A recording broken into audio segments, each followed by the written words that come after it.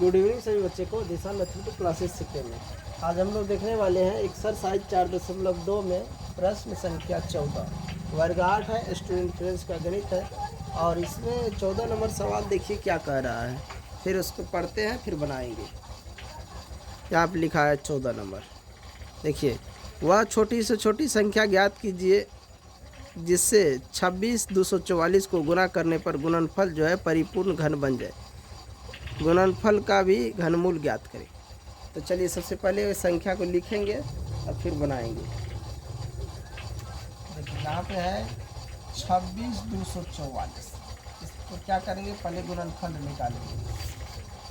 2 से 13, 1 2 2, फिर 2 से ले लेंगे 6 5 6 1,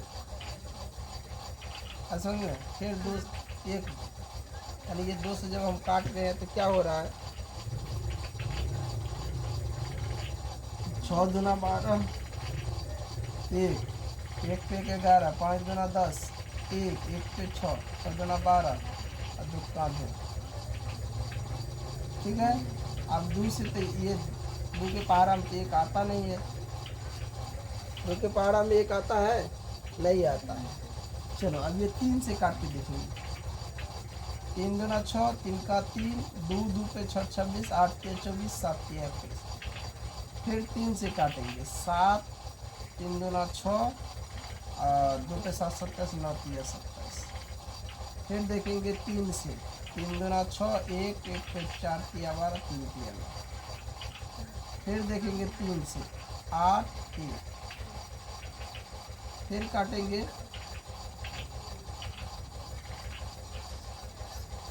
3 से 27, 3 से 9, 3 से 3, 3 से 1, 26 244 बराबर गुणनफल क्या क्या आया है, 2 का पावर 2 आया, 2 बार आए, ये 3 और ये 2, यानी गुना 3 का पावर 3 गुना 3 का पावर 3 गुना 3 का पावर 2। इस प्रकार ये निकाला है। अब देखो ध्यान से, कह रहा कि परिपूर्ण घन बन जाए। ये इसको किस संख्या से गुना करेंगे परिपूर्ण घन बन जाए, तो यहाँ 1 2 चाहिए और यहाँ भी 1 3 चाहिए। तो हम लिखेंगे यहाँ पे, अतः दी गई संख्याओं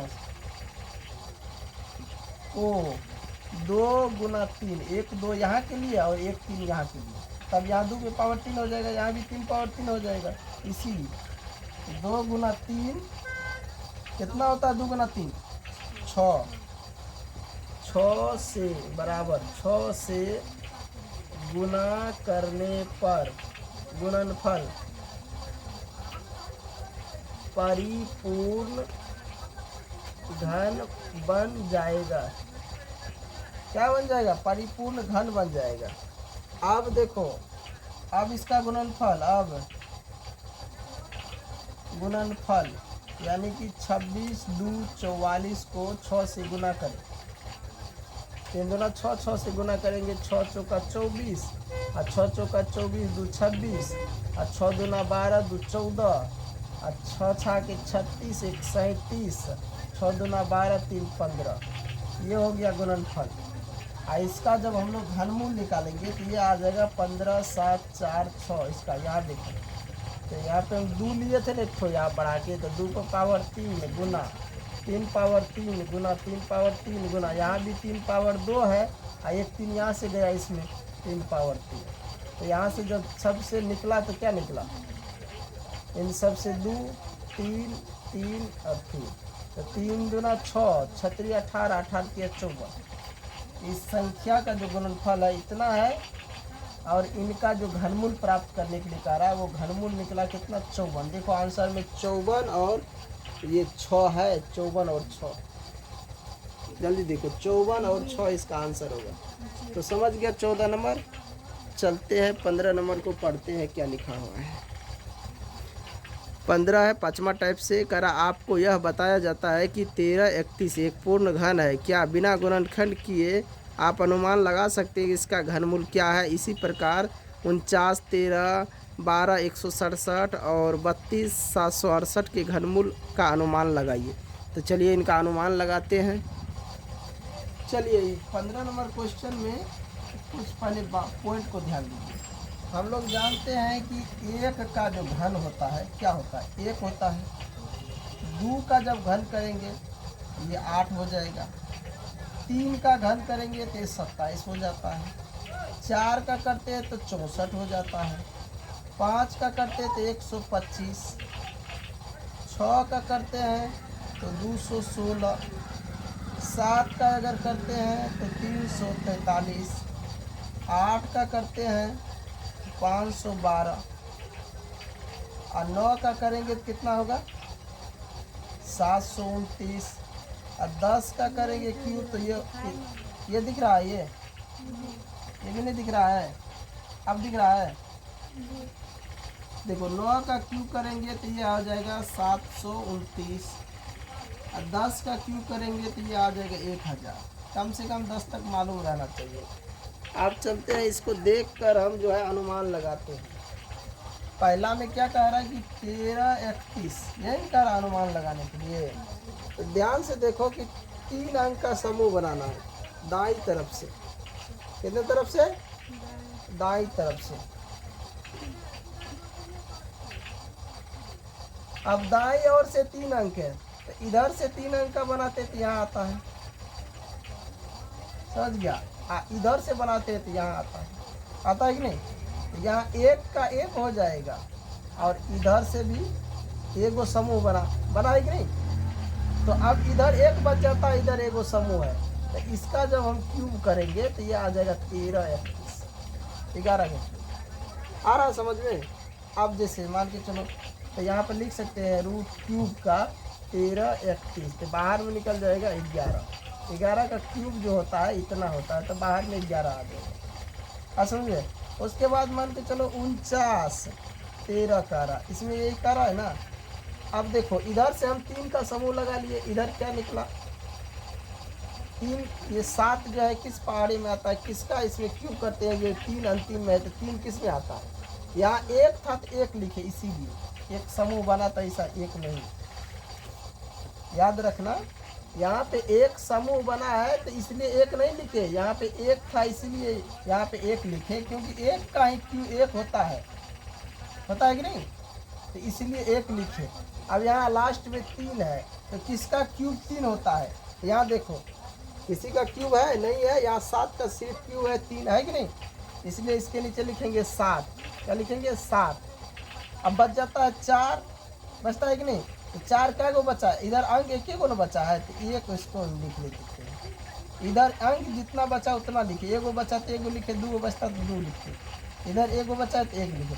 अब हम 17 का क्यूब करेंगे तो ये आ जाएगा 49, 13। 17 का क्यूब करने पर जब हम लोग 17 का क्यूब करेंगे यानी हम लोग कह सकते हैं क्यूब रूट के अंदर 49, 13 के बाहर निकलेगा 17। क्या निकलेगा बाहर 17। तो अनुमान लगाए हम क्या कर रहे हैं, निकाल रहे हैं। उसके बाद और एक ठो दे दिया है संख्या, क्या दिया है इसमें एक और संख्या है 12, 167, यही है ना। इनको थोड़ा सा मिटा दे, यहीं पे लिखते हैं। चलो देखो 12, 167 ये लिखा है 12, 167। तो इसका भी अनुमान लगाना है। क्या लगाना है, अनुमान।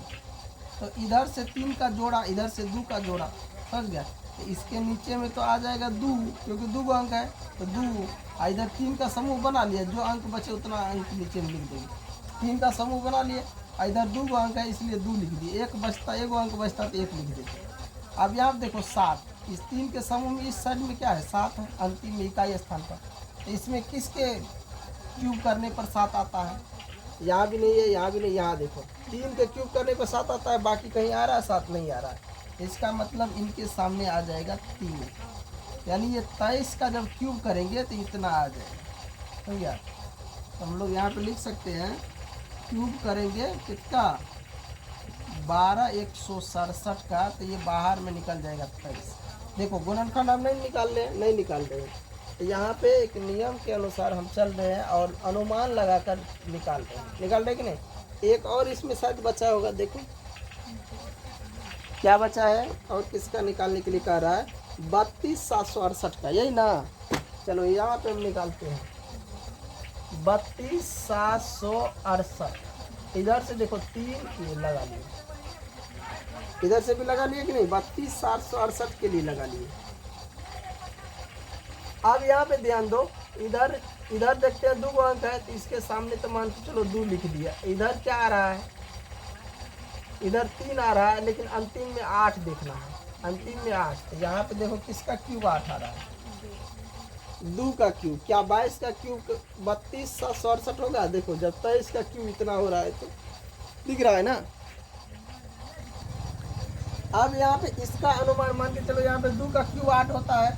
अब यहाँ पे हम 8 लिख देंगे तो क्या होगा, नहीं हो रहा है, क्या हुआ, 28 का क्यूब देखो, यानी यहाँ 2 है तो 2 n लिखेंगे। यहाँ पे 2 का क्यूब है तो 2 लिख दिए। तो 22 का क्यूब यहाँ पे देख सकते हो कि जब 23 का क्यूब ये होता है तो 22 का क्यूब इससे ज़्यादा है, ये तो कैसे होगा।